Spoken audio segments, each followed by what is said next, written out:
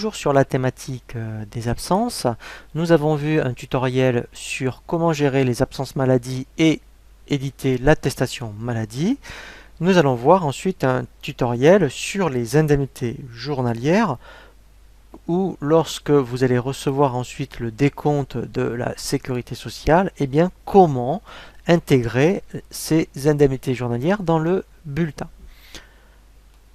Lorsque vous êtes dans le bulletin de paye, il va falloir effectivement indiquer ce qu'on appelle les IJ bruts et les IJ nets.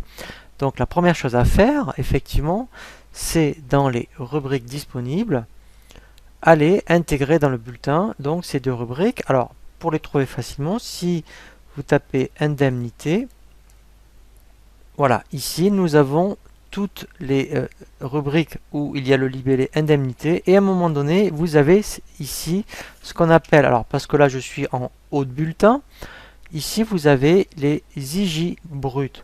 Donc en fait, alors vous en avez deux effectivement, vous avez soit les indemnités brutes et après il y a les indemnités également de prévoyance, puisqu'effectivement si votre salarié est absent très longtemps, en fonction de votre convention collective, peut-être que plus tard il faudra intégrer des IJ de prévoyance. Donc là on va faire d'abord simple, on va faire les indemnités journalières de sécurité sociale. Alors je l'intègre, vous voyez, directement dans le bulletin de paye. Alors je vais la mettre, admettons, juste avant les absences maladie, voilà, et il va falloir qu'après j'intègre aussi en bas ce qu'on appelle les IJ nets. Donc ici je vais aller chercher, vous voyez dans les bleus, une indemnité journalière ici pour les IJ nets, donc je l'intègre ici, voilà.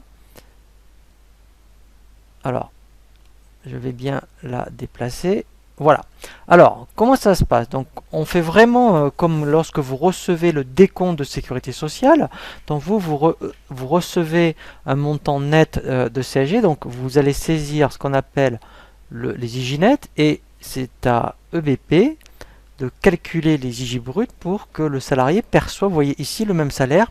En mettant dans ce cas, son net à payer est de 1490,19 € et nous allons donc saisir, mettons, des IJ de 100 € net et nous allons demander à EBP de reconstituer le brut pour qu'il perçoive toujours 1490 € net. Donc, première chose à faire dans les variables, c'est de saisir la variable IJ net. Alors, pour la trouver, si je tape IJ,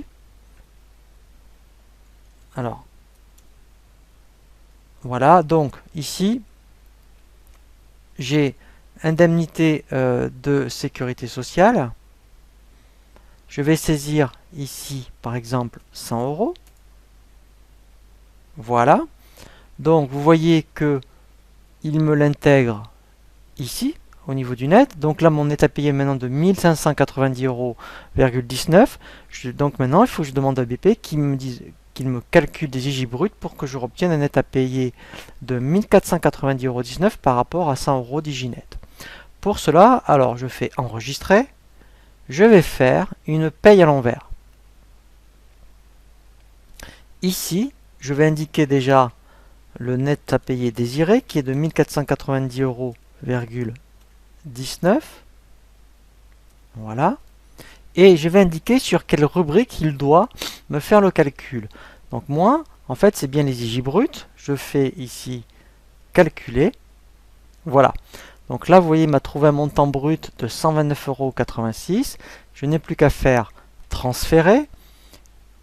Et ici, vous voyez, dans les IJ bruts, il m'a bien affecté ce montant. Et en bas, vous voyez, j'ai encore de nouveau le net à payer de 1490,19 €. Donc là, si on fait aperçu, on va enregistrer les modifications.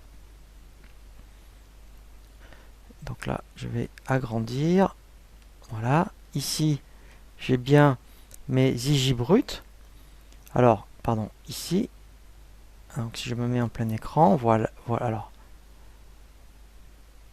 je vais me mettre. Voilà. Je vais remettre le zoom. Voilà, donc ici, j'ai bien les indemnités journalières brutes, vous voyez, de 129,86 €. En bas, je vais bien avoir, vous voyez, mes 100 € ici Diginet, voilà. Voilà, et j'ai bien net à payer, 2490,19 €. Voilà, donc c'est vrai que sur EBP, la procédure est relativement simple. Si on pense à intégrer dans le bulletin de paye deux rubriques, la rubrique RINDS brut est la même au niveau du net. Là, ça sera JNDSS net.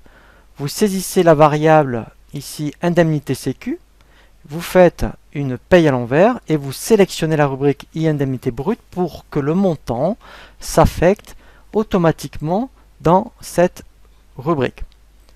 Nous allons voir maintenant un tutoriel sur la saisie des variables. Alors pas justement maintenant bulletin par bulletin, mais pour automatiser vraiment cette saisie lorsque vous avez beaucoup de salariés, pour que vous puissiez saisir tous vos éléments variables, mais également tout type d'absence.